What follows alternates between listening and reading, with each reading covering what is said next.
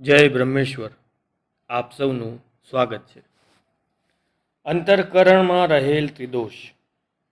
સ્નાન આદિ નિત્યકર્મ પૂર્ણ કરી અને ઝરણાને કાંઠે શિલા પર આસન લગાવીને બેઠા. ઉષા રાણીના આગમનની છડી પોકારાઈ રહી હતી. બ્રહ્મ મુહૂર્તનો સમય હજુ પૂરો થવાનો વાર હતી. સૂર્યોદય થવાને હજી થોડી વાર હતી. વિશ્વંભર ધ્યાનમાં સરી પડ્યા હતા. હું શિલા પર બેસી અસીમ પ્રકૃતિના નિરાકાર ઈશ્વરની અનુભૂતિ કરી રહ્યો હતો. ત્યાં જ ભોજન વખતે ગઈકાલે પધારીને મને ઉપદેશ આપનાર મહાત્મા આવી પહોંચ્યા. ઓમ નમો નારાયણ બોલી મેં દંડવટની મુદ્રામાં મહાત્માજીને પ્રણામ કર્યા. તેઓ આશીર્વાદની મુદ્રામાં હાથ ઊંચો કરી મારી પાસે આવીને બેસી ગયા. વાતચીત દ્વારા મહાત્માનો પરિચય મળ્યો. તે મુજબ તેઓ સ્વામી વિવેકાનંદની શિષ્ય પરંપરા મુજબ 5મી પેઢીના શિષ્ય દિવ્યાનંદ સ્વામીના તેઓ શિષ્ય હતા. અર્થાત તેઓ સ્વામી વિવેકાનંદના પરંપરાગત શિષ્ય જ ગણાય. એટલા માટે જ મને તેમના ઉપદેશમાં શ્રી રામકૃષ્ણ પરમહંસ દ્વારા કહેવાયેલ ઉપદેશની છાંટ જણાઈ રહી હતી. હું સમજી ગયો કે મને આધ્યાત્મિક શિક્ષણ આપવાની યોજના મુજબ જ આજે પણ શ્રીમાન દિવ્યાનંદજી સ્વામીના શિષ્ય શ્રી વિરજાનંદજી ઉપસ્થિત રહ્યા છે. એટલે તેઓ શ્રી કંઈક કશુંક બોલીને ઉપદેશ આપે તે દ્રષ્ટિએ જ મેં તેમને પ્રશ્ન પૂછીને આરંભ કર્યો. સાધકોનો સાધના કરવા પાછળનો ઉદ્દેશ ઈશ્વર પ્રાપ્તિ કે મોક્ષ મેળવવાનો હોય છે, પરંતુ ઘણી વખત આમ થઈ શકતું નથી. તો આપ મને કહો કે મોક્ષ કેવી રીતે પ્રાપ્ત થાય? થોડીવાર વિચાર મુદ્રામાં સ્થિર રહી મહાત્મા વિરજાનંદજી હસી અને બોલ્યા. પ્રારંભમાં પ્રત્યેક સાધકની સ્થિતિ મોક્ષ પ્રાપ્ત થવા સુધીની હોતી નથી. શ્રદ્ધા અને ભક્તિભાવ હોવા છતાં કેટલાક આવરણો સાધકને નડતા હોય છે. અમુક કારણોને લીધે વારંવાર મન વિચલિત થયા કરતું હોય છે. જ્ઞાનના અભાવને કારણે સાધક પોતાની ખામી દૂર કરી નથી શકતો. કેટલાક સાધકો આથી નિરાશ પણ થઈ જતા હોય છે. પૂરતા જ્ઞાનના અભાવને કારણે સાધક અટવાયા કરે છે. પછી થોડીવાર મૌન સેવી મૂળ વાત પર આવતા વિરજાનંદજી હસીને પુનઃ બોલ્યા. જ્ઞાતા દેવ તું કેવલમ એવું શ્રુતિ વાક્ય છે, એટલે મોક્ષનું સાક્ષાત કારણ છે. પરંતુ પ્રાણી માત્રના અંતઃકરણમાં રહેલા આ 3 દોષ મળ, વિક્ષેપ અને આવરણને કારણે પ્રાણી માત્ર જન્મ મરણાદિ સર્વ દુઃખો વહન કરે છે. અર્થાત આ 3 દોષો જન્મ મરણ આદિ સર્વ દુઃખોનો હેતુરૂપ છે. આ 3 દોષોને દૂર કરવાથી મુમુક્ષોએ અર્થાત સાધકો મુમુક્ષોને અનુભવી શકે છે. મલદોષ એટલે પાપ. મનુસ્મૃતિમાં બ્રહ્મહત્યા, સુરાપાન, ગુરુ સ્ત્રી સાથે ગમન, ચોરી અને ઉપર કહેલા મહાપાપ કરનારોની સાથે સંસર્ગ સંબંધ આ 5ને મહાપાપ કહેવાયા છે. ઉપરાંત આના વિશેષ અર્થના સંદર્ભમાં બ્રહ્મહત્યા, વિદ્વાન નૈષ્ટિક બ્રાહ્મણ તથા બ્રહ્મવેત્તાની હત્યા કરવી, આવા લોકોના અપમાન, નિંદા કે અવગણના તેને પણ હત્યા જ કહી છે. સુરાપાન નશો અને મનને ઉશ્કેરે છે, ન કરવાના કર્મો કરાવે છે. નશો કરવાને કારણે પોતાની પાસે બેસનાર પોતાની માતા છે, બહેન છે, દીકરી છે કે પછી પત્ની છે તેનું ભાન રહેતું નથી. તેથી તે બધા કરતાં વધુ નિંદનીય છે. એટલે જ તેને મહાપાપ કહેવામાં આવ્યું છે. તે ચોરી કરીને છુપી રીતે અગર જબરજસ્તીથી બીજાની પાસેથી લઈ લેવું તે સ્નેહ કહેવામાં આવે છે. ગુર્ડગામન ગુરુની પત્ની એટલે કે કાકા, મામા વગેરેની પત્નીઓ ઉપર ઉપલક્ષણથી જ સમજવી, અર્થાત વડીલની પત્નીઓ પણ આમાં સમાવેશ થાય છે. વડીલોની પત્નીઓ સાથે સમાગમ કરવો તે મહાપાપ છે. સંસર્ગવર્હી તે હય સહમ તંતરા. આવા મહાપાપ કરનારાઓની સાથે સંસર્ગ રાખવો કે તેને મદદ કરવી, આ 5ને મહાપાપ કહ્યા છે. ઉપરાંત કન્યા વિક્રય કરવો, પર સ્ત્રીનું ગમન કરવું કે નજર રાખવી, માતા પિતાનો ત્યાગ કરવો, વધારે વ્યાજ લેવું તેવું નિવારણ માટે વેદમાં યજ્ઞ, દાન અને તપ આ 3 પ્રકારના કર્મો લખેલા છે. વિક્ષેપ. ચંચળતાનો દોષ એટલે કે ભોગ વિલાસની ઈચ્છા. શાસ્ત્રમાં ભોગ શબ્દનું નિરૂપણ આપ્યું છે. તેલ, અત્તર, ફૂલ વગેરે સુગંધિત દ્રવ્યો, સ્ત્રી, વસ્ત્ર, ગાયન, ભોજન, શૈયા અને અલંકાર આ 8 પ્રકારના ભોગ હોય છે. એમ સાધકે સમજીને તેનો ત્યાગ કરવો અથવા ઈચ્છા ન કરવી. મનને તેમાંથી પાછું વાળી ઇન્દ્રિય નિગ્રહ કરવો, કારણ કે સ્ત્રીનો સંસર્ગ, શૈયા અર્થાત પોચી પથારી, સુંદર આસન અને કાંચન ધન વગેરે સાધક માટે વિડંબના રૂપ છે. આ બધા વૈભવના સાધનો મોહ સાધકને બંધનમાં નાખે છે.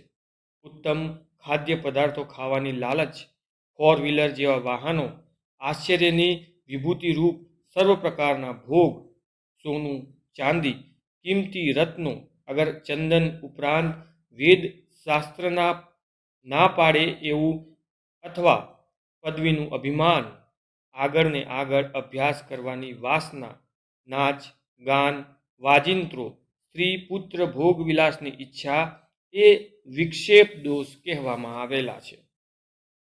આવરણ દોષ એટલે અવિદ્યા દોષ. આવરણ દોષમાં અનિત્યમાં નિત્ય બુદ્ધિ, અસુચિમાં સૂચિ બુદ્ધિ, દુઃખમાં સુખ બુદ્ધિ અને અનાત્મામાં આત્મબુદ્ધિ. આ જ અવિદ્યાને શાસ્ત્રકારોએ તમ, અજ્ઞાન, અમૃત, માયા શબ્દ આદિથી વર્ણવી છે. અનિત્યમાં નિત્ય બુદ્ધિ. દેહ અનિત્ય છે, ક્ષણભંગુર છે ને જોતજોતામાં મનુષ્ય મૃત્યુ પામે છે. એવું જોવા છતાં મનુષ્ય પોતે કાયમ રહેવાના હોય છે, તેમ પોતે મરવાના જ ના હોય એમ માની મોટી મોટી ઇમારતો બંધાવી ધન પ્રાપ્ત કરવા અત્યંત કષ્ટ વેઠીને પ્રયત્નો કર્યા કરે છે ને દેહ નિત્ય હોય તેમ માનીને ઈર્ષ્યા વેરમાં રચ્યા પચ્યા રહે છે. દુઃખમાં સુખ બુદ્ધિ. આધ્યાત્મિક, આદિ દૈવિક, આદિ ભૌતિક એ પ્રમાણે 3 પ્રકારના દુઃખો છે. જન્મ ધારણ કરનાર મનુષ્યને તે ભોગવવા જ પડે છે. મનુષ્યનું શરીર જ દુઃખરૂપ છે. તેને અનેક અસાધ્ય અતિ કષ્ટપ્રદ રોગ થાય છે. અણધારી અનેક પ્રકારની આફતો આવી પડે છે. અતિશય ચિંતા કરાવે છે. દુઃખ ભોગવવું પડે છે, છતાં તે ભૂલી જઈને તેમાં સુખ માને છે. કદાચ કોઈ દેહરોગની પીડામાંથી મુક્ત રહે તો પણ મનુષ્યને મોટામાં મોટું દુઃખ મરણનું છે. તો જ તેનો મનુષ્ય જરા પણ ખ્યાલ રાખતા નથી ને પોતાને સુખી માને છે. અપવિત્રતામાં પવિત્ર બુદ્ધિ. દેહ, માંસ, રુધિર, મળમૂત્ર, કફ, પરુ, પસીનો વગેરે દુર્ગંધિત પદાર્થો ભરેલો, છતાં દેહધારી મનુષ્ય પોતે જાત જાતના સુંદર વસ્ત્રોથી દેહને અલંકૃત કરી પોતાને વિભૂષિત કરે છે. પોતે સૌથી રૂપાળા દેખાવાવાળો છે એમ માને છે. તે દેહમાંથી નીકળતી દુર્ગંધ દબાવવા અનેકવિધ સુગંધિત સામગ્રીઓને, સુવાસિત પદાર્થોનો ઉપયોગ કરે છે ને તે પોતાની જાતને પવિત્ર માને છે. અનાત્મામાં આત્મબુદ્ધિ. દેહ એ પોતે નથી એટલે અનાત્મા છે. દેહમાં રહેવાવાળો જીવાત્મા જુદો છે, તો પણ મનુષ્ય હું દેહ જ છું એમ માની લે છે.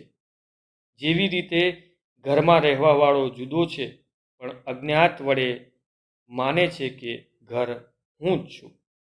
આટલું કહી મહાત્મા થોડી વાર માટે મૌન સેવી પુનઃ બોલ્યા. પોતપોતાના વર્ણ અને આશ્રમ અનુસાર ધર્મની સાધના અર્થાત અનુષ્ઠાન તપથી પરમેશ્વર પ્રસન્ન થાય છે અને પરમેશ્વરની પ્રસન્નતાથી મુમુક્ષને સાધકને વિવેક વૈરાગ્ય આદિ ષડ સંપત્તિ અને મુમુક્ષતા એ ચાર સાધનાની પ્રાપ્તિ થાય છે. કર્મથી સંસારમાં પ્રાણી બંધાઈ જાય છે, માટે કર્મ નિષ્કામ હોવું જોઈએ. જ્ઞાનની સાથે ઈર્ષા પણ બુદ્ધિથી કરેલું કર્મ છે. નિષ્કામ કર્મ સંસારમાં બંધનોમાંથી મુક્તિ અર્થાત મોક્ષ અપાવે છે. પછી થોડું હસીને થોડું અટક્યા બાદ શ્રીમાન વિરજાનંદ પુનઃ બોલ્યા, ભગવાન શ્રી કૃષ્ણ ભગવદ્ ગીતામાં કહ્યું છે, અસિદ્ધિમાં તથા જય પરાજયમાં આદિમાં હર્ષ શોકનો પરિત્યાગ કેવળ કર્મ ઈશ્વરને અર્પણ કરીને કર્મફળનો ત્યાગ કરીને કર્મ કરીને જ્ઞાની લોકો અજ્ઞાનરૂપી બંધનમાંથી નિવૃત્ત થઈ ઉપદ્રવ રહિત મોક્ષરૂપી પરમપદને પામે છે. આટલું વિવેચન પૂર્ણ કરી વિરજાનંદ સ્વામી થોડીવાર મૌન સેવી મારા તરફ દ્રષ્ટિ રાખીને પુનઃ બોલ્યા, મોક્ષ કેવી રીતે પ્રાપ્ત થાય તે તારા પ્રશ્નનો પ્રત્યુત્તર મેં વિસ્તારપૂર્વક આપ્યો. ઉપરોક્ત બોધ પ્રમાણે સાધક અર્થાત મુમુક્ષ પોતાનું જીવન બનાવે તો મોક્ષ તેના માટે અઘરી બાબત નથી. અર્થાત સામાન્ય મનુષ્ય પણ ઈશ્વર વિમુખ થઈ જ્ઞાન પ્રાપ્ત કરી મોક્ષનો અધિકારી બની શકે છે. જરૂર છે માત્ર ને માત્ર જ્ઞાન અને વૈરાગ્ય કેળવી મનને શ્રદ્ધા અને વિશ્વાસપૂર્વક ઈશ્વર તરફ વાળવાની. સંસારના સગળા મોહ માયા છોડી શ્રદ્ધા અને ભક્તિપૂર્વક ઈશ્વર સમર્પિત થનાર સાધક અવશ્ય મોક્ષ પ્રાપ્ત કરી શકે છે. મહાત્માની ઉપદેશવાણી હું સાંભળી રહ્યો હતો. ઉપદેશ પૂર્ણ થતાં મેં ચારે તરફ દ્રષ્ટિ ગુમાવી.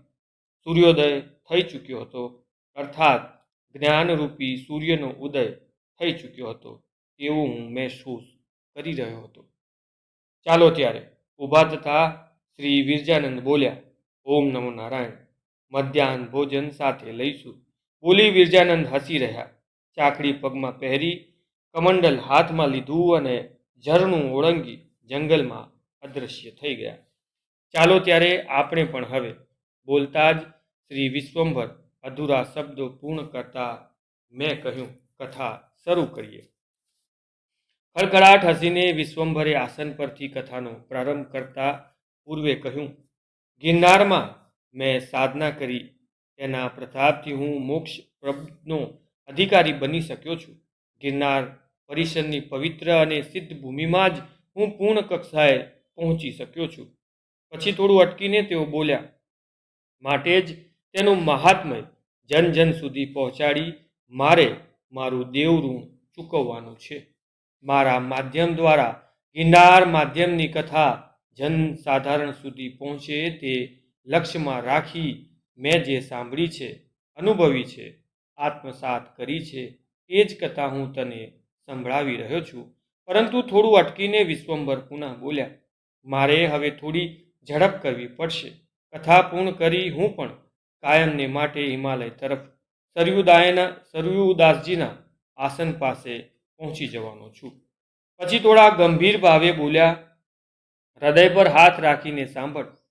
પૂર્વાશ્રમમાં ઋણાનુબંધ અને પ્રારબ્ધ અનુસાર જીવો મળે છે અને છૂટા પડે છે. છૂટા પડવું અને પુનઃ ભેગા મળવું એ સામાન્ય નીતિક્રમ છે. પણ સામાન્ય જીવનને તટસ્થ બનીને મોક્ષ પામવા ઈચ્છુક સાધકે સામાન્ય રીતે જ ઘટતી ઘટના તરીકે સ્વીકારી લેવી જોઈએ. પછી થોડું અટકીને તેઓ બોલ્યા, અહીંના શિક્ષણના એક ભાગરૂપે તારે આ વાત હૃદયમાં પાકી રીતે ઘૂંટી લેવાની છે. થોડીવાર મૌન સેવી વિશ્વંભરે કથાનો પ્રારંભ કર્યો. બલિરાજાને ભગવાને પાતાળમાં જવાની આજ્ઞા કરી. વામનજીએ પોતાના નિવાસ પાસે વામન સ્થલી એટલે કે આજનું વંથલી નામનું નગર વસાવ્યું. પરંતુ નગર વસાવતા પૂર્વે વામનજીએ ગર્ભગૃહની જગ્યાની પસંદગી માટે સલાહ માંગેલી અને કહેલું કે જે નગરમાં રહેવાથી મનુષ્ય મુક્ત થઈ શકે તેવું સ્થળ મને બતાવો. ગર્ગ મુનિએ સલાહ આપતા કહેલું, આપણે બંને રેવતાજળમાં જઈએ, જ્યાં કુમુદ પર્વત રૂપે બ્રહ્મા, રેવતાચલ રૂપે વિષ્ણુ અને ગિરનાર રૂપે શિવજી રહેલ છે. ત્યાં જ નગર વસાવવું. સ્થળની પરીક્ષા કરી ગિરનારની પશ્ચિમના ભાગમાં આ રીતે સુંદર નગરની સ્થાપના કરવામાં આવી.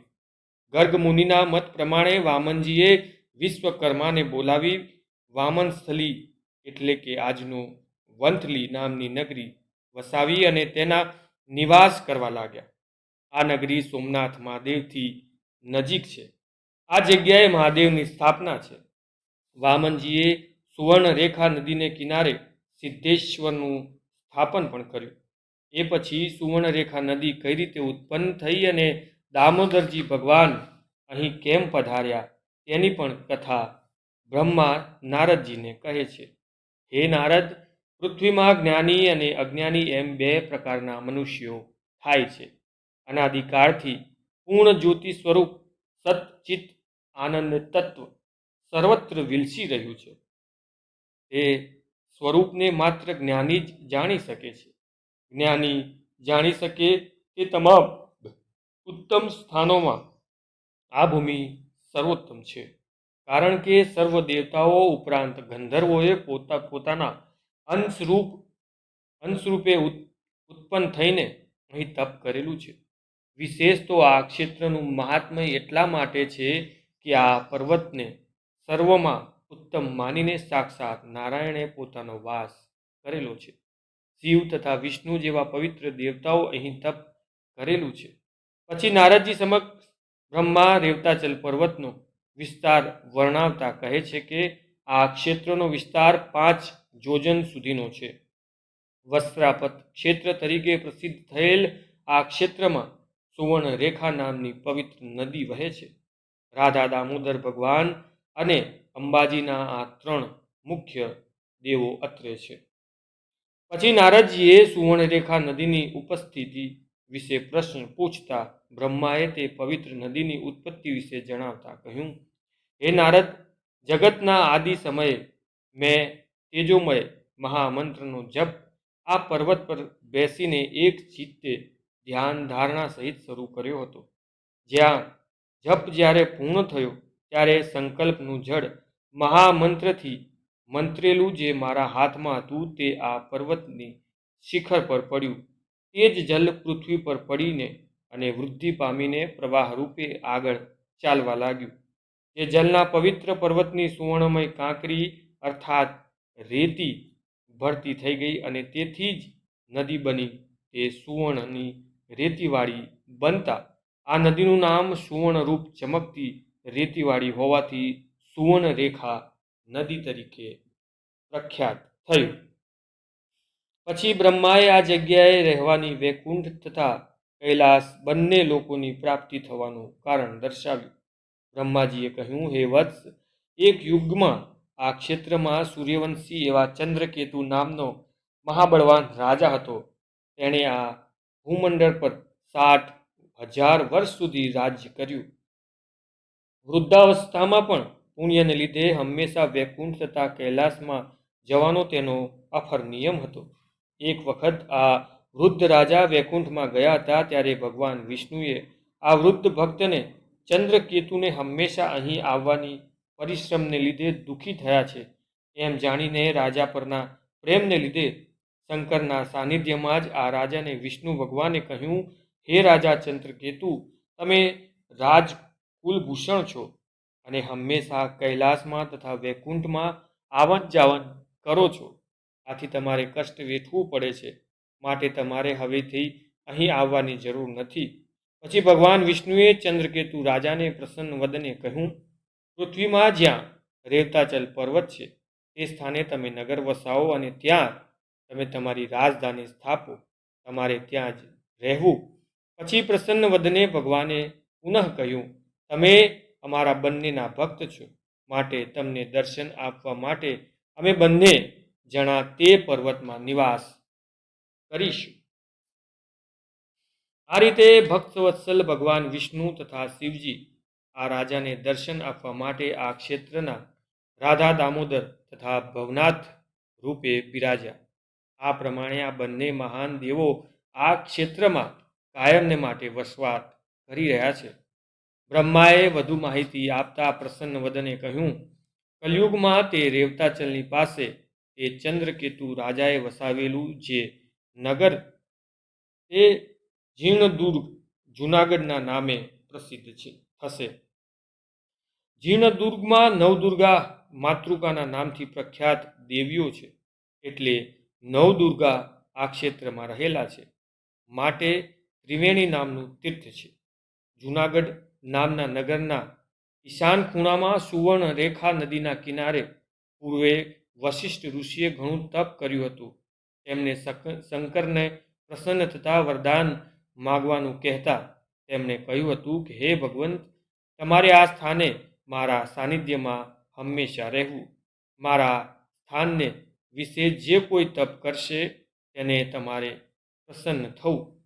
ભગવાને વશિષ્ઠને પ્રસન્ન વદને કહ્યું, તમારા વચનથી હું અહીંયા તમારી પાસે હંમેશને માટે રહીશ અને આ તીર્થ તમારા નામથી વશિષ્ઠ તીર્થ નામે પ્રસિદ્ધ થશે. વામન મુનિએ પણ ત્યાં સિદ્ધેશ્વર નામના મહાદેવ સ્થાપેલા છે. બ્રહ્માએ નારદજીને સંબોધીને કહ્યું, હે નારદજી, તે સ્થળ યજ્ઞની સમાપ્તિ વખતે મારા પોતાના હાથે બ્રહ્મેશ્વર મહાદેવની સ્થાપના કરી છે. એ બ્રહ્મેશ્વરની પૂજા કર્યા પછી રાધા દામોદરના દર્શનનું ખાસ મહત્વ છે. આટલી કથા સંભળાવી થોડું મૌન ધારણ કરી વિશ્વંભર પુનઃ બોલ્યા, આજે આટલેથી જ કથા સમાપ્ત કરીશું. આવતીકાલે લગભગ કથા પૂર્ણ થઈ જશે. આવતીકાલે માત્ર ગિરનારની અંદરના સ્થાનો, જડીબુટ્ટીઓ અને સર્વે તીર્થોની સ્થાનની વિસ્તૃત માહિતી મળશે. કહી વિશ્વંભરે મૌન ધારણ કર્યું અને આથી નવાઈ લાગી. વિશ્વંભરે આજે મધ્યાહન સમયની કથા વહેલી પૂર્ણ કેમ કરી? હું વિચારી રહ્યો હતો ત્યાં જ વિશ્વંભર બોલ્યા, આજે આપણે ગિરનાર પરિસરમાં થોડી લટાર મારી પ્રકૃતિનો આનંદ માણીશું.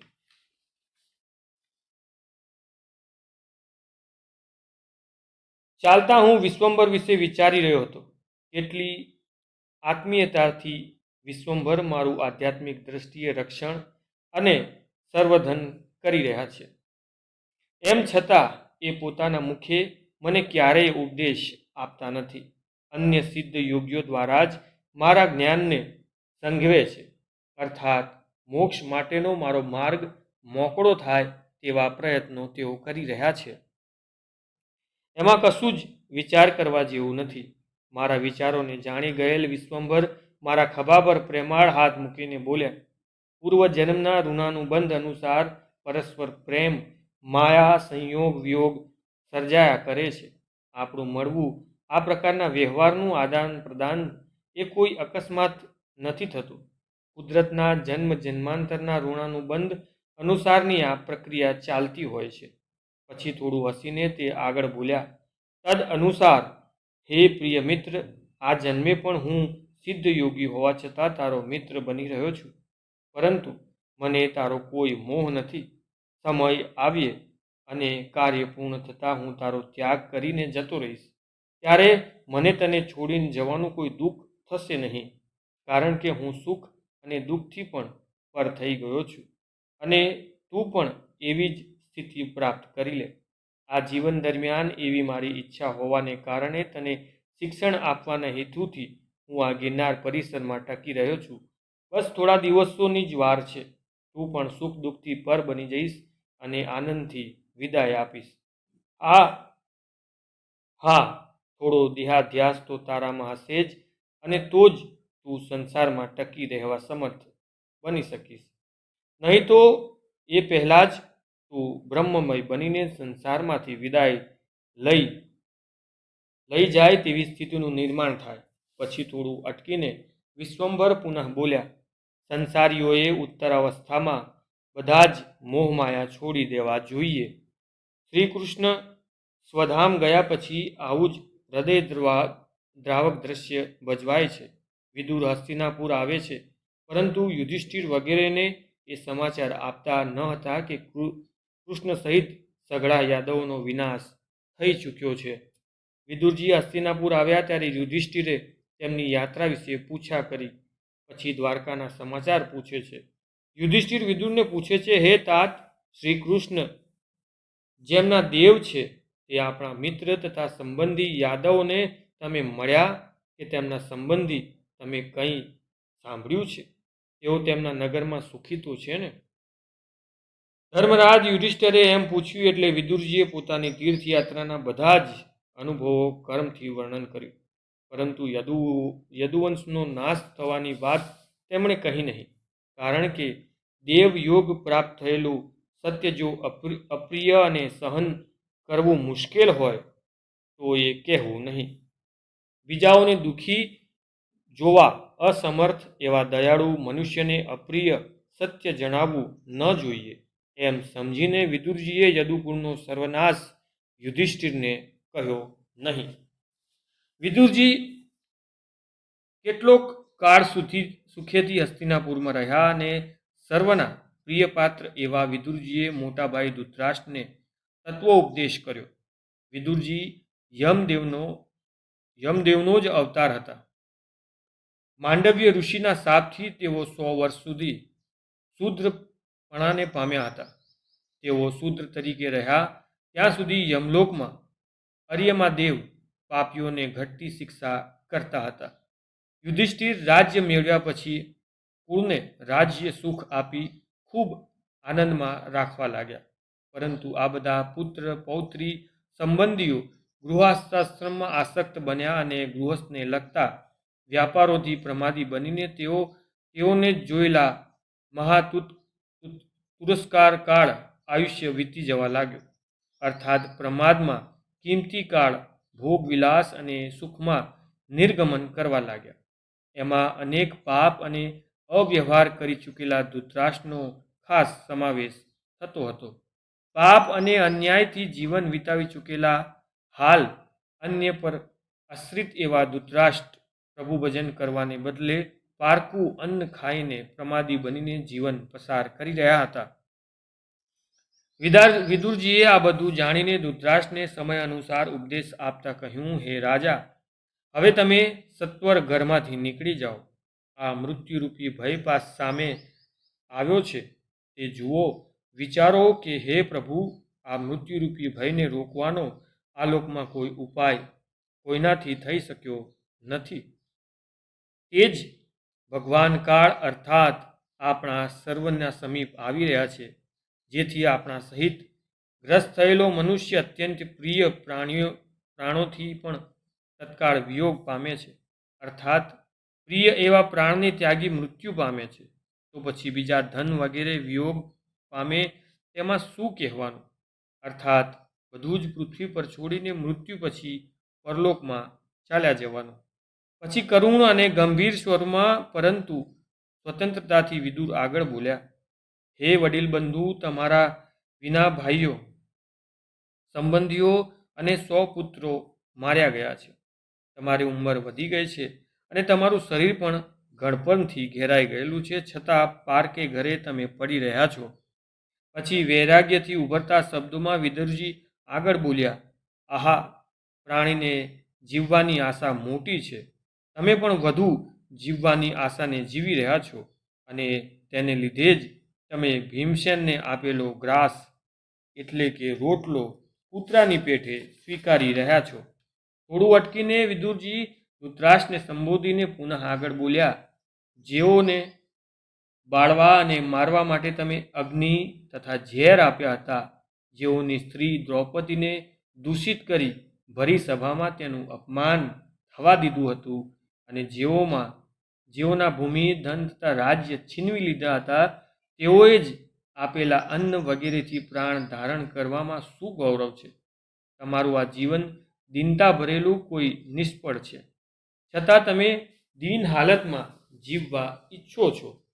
તમારું આ શરીર તમે નથી ઈચ્છતા, છતાં પણ તમારું શરીર જીર્ણ વસ્ત્રની પેઠે ક્ષીણ થતું જાય છે. માટે હવે સમજો, જે પુરુષ યજ્ઞ, ધર્મ આદિ જેમાંથી ચાલ્યા ગયા છે એવા આ શરીરને વિરક્ત થઈ અભિમાનરૂપ એવા બંધનમાં ત્યાગપૂર્વક ત્યજી દે અને એકાંત સેવન કરતાં કરતાં છેવટે સહજ રીતે કોઈને ખબર ન પડે તેમ આ શરીરનો ત્યાગ કરે છે એ જ ધીર કહેવાય છે. જે પોતાની મેળે અથવા પરોપદેશથી વૈરાગ્ય પામી આત્મા અને પરમાત્માના તત્વને જાણી શ્રીહરિને હૃદયમાં રાખી ઘરમાંથી ચાલ્યો જાય છે તે જ પુરુષ ઉત્તમ છે. વિદુર આગળ કહે છે, હે ભાઈ, તમે પણ હવે પોતાના સંબંધીઓને ન જાણે તેમ ઉત્તર દિશામાં જતા રહો, કેમ કે હવે પછી પુરુષોના ધૈર્ય, દયા વગેરે ગુણોનો લગભગ નાશ કરનારો કાળ આવશે.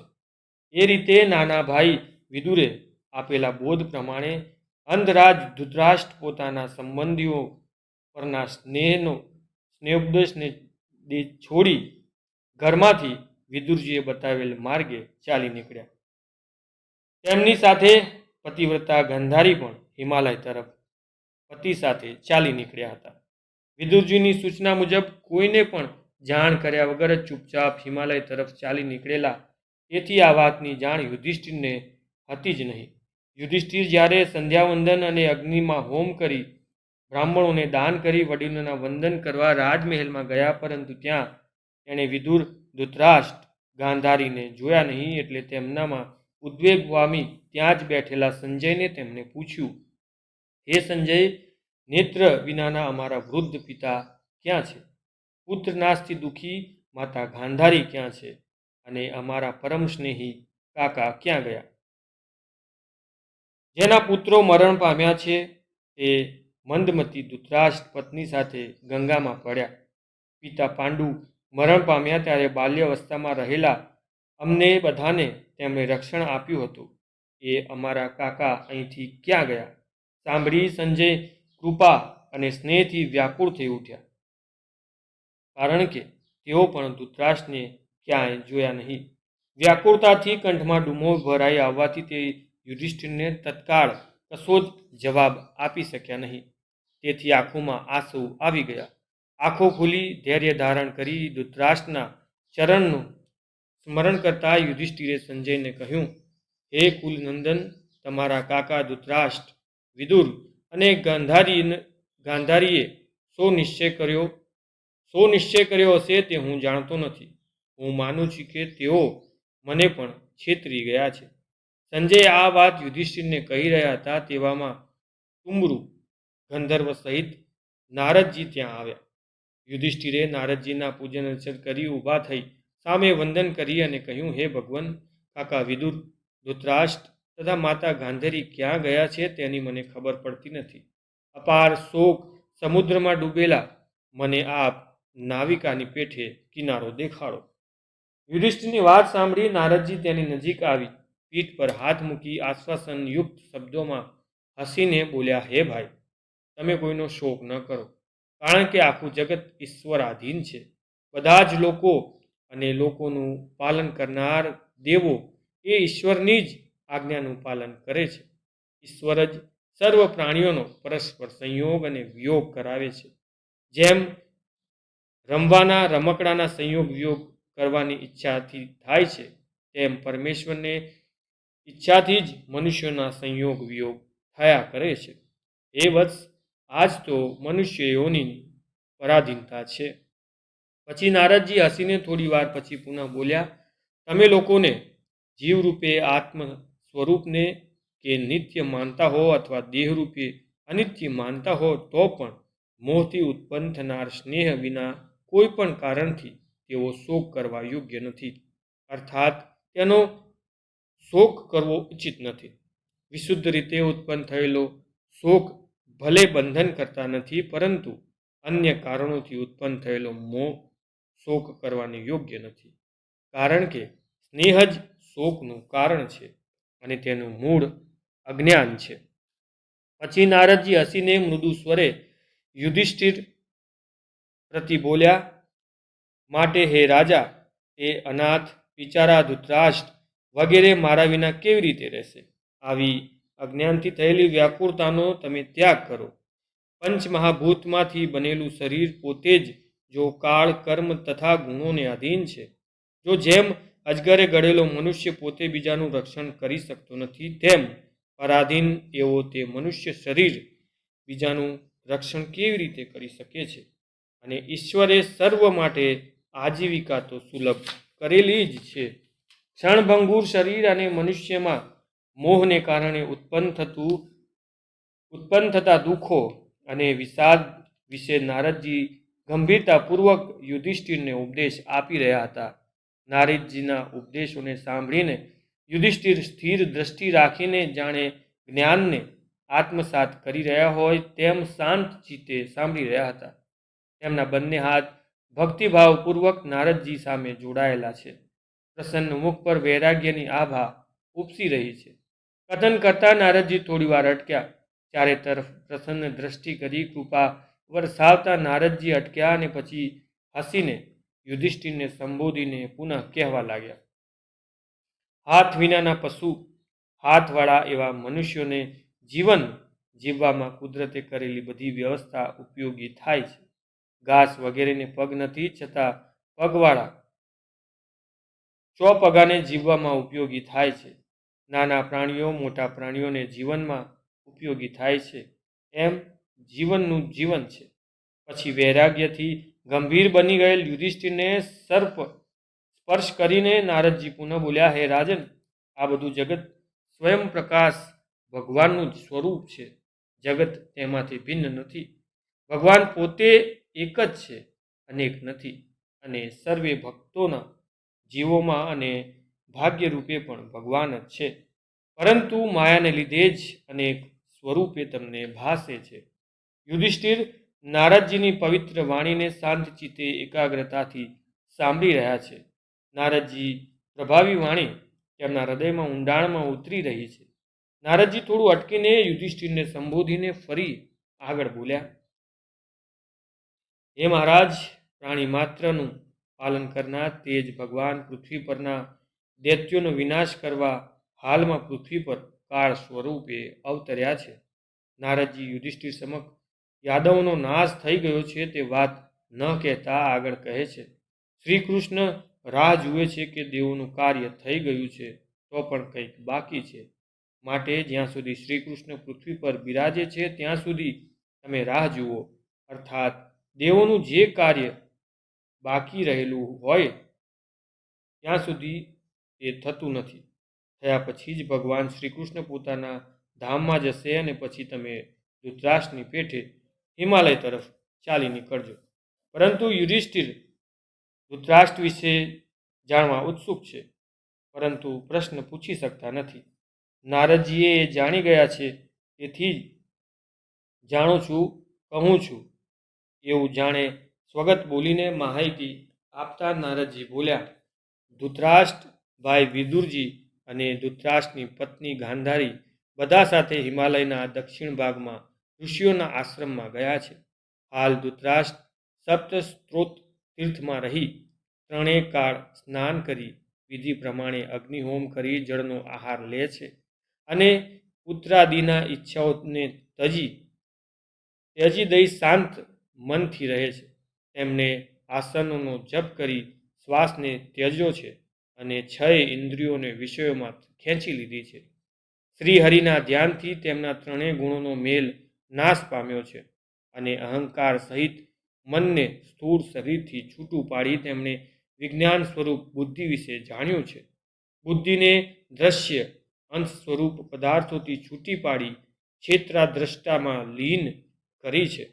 ક્ષેત્રસનમાં આધાર સ્વરૂપ બ્રહ્મમાં લીન કરી છે. તેમની વાસનાઓ નાશ પામી છે. ચક્ષુ વગેરે ઇન્દ્રિયો તથા મનને તેમને ત્યજી છે અને વિષય ભોગથી આહારનો ત્યાગ કરી થાંભલાની પેઠે નિશ્ચળ રહે છે. એક ચિત્તે શાંતિથી સાંભળી રહેલા યુધિષ્ઠિરને નારદજી આજ્ઞા આપતા હોય તેવા સ્વરમાં બોલ્યા, માટે હે રાજા, એ પ્રમાણે જેમણે સર્વ કર્મોનો ત્યાગ કર્યો છે એવા ધૃતરાષ્ટ્રને તમે વિઘ્નરૂપ થશો નહીં. હવે તેમના દર્શન પણ થઈ શકશે નહીં, કારણ કે આજથી 5મે દિવસે તેઓ શરીરનો ત્યાગ કરશે અને બળીને ભસ્મ થઈ જશે.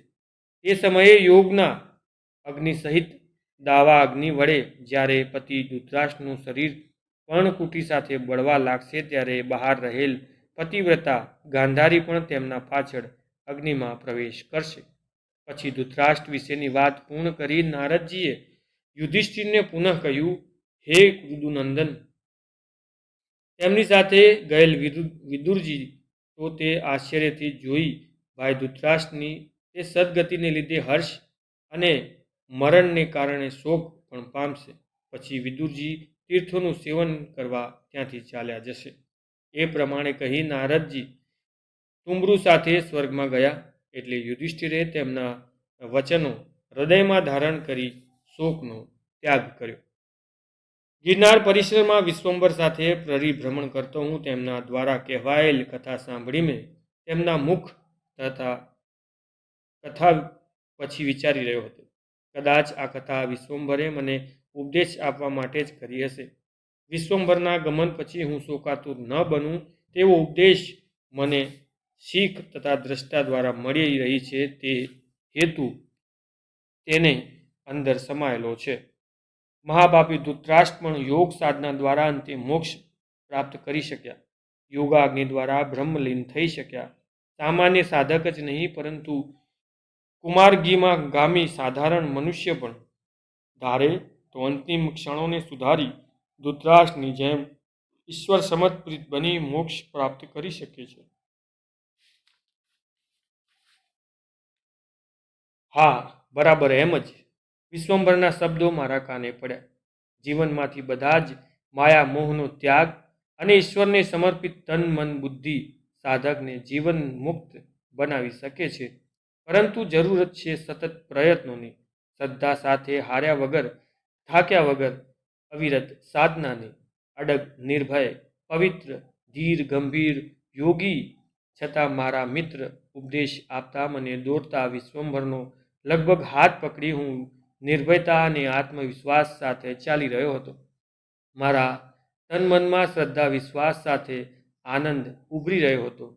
હું જાણે ઉડી રહ્યો હતો. બસ આ જ સાચું જીવન, આ જ જીવન માટેનો સાચો પુરુષાર્થ, સત્યને પામવા માટેનું આ જ સત્ય જીવન. વિશ્વંભર મારી સામે પ્રસન્ન નજરે નિહાળતો હસતા મુખે ચાલી રહ્યો હતો. મને લાગ્યું કે હું જાણે બાળક છું અને વિશ્વંભર મારી સંભાળ રાખનાર વડીલ છે.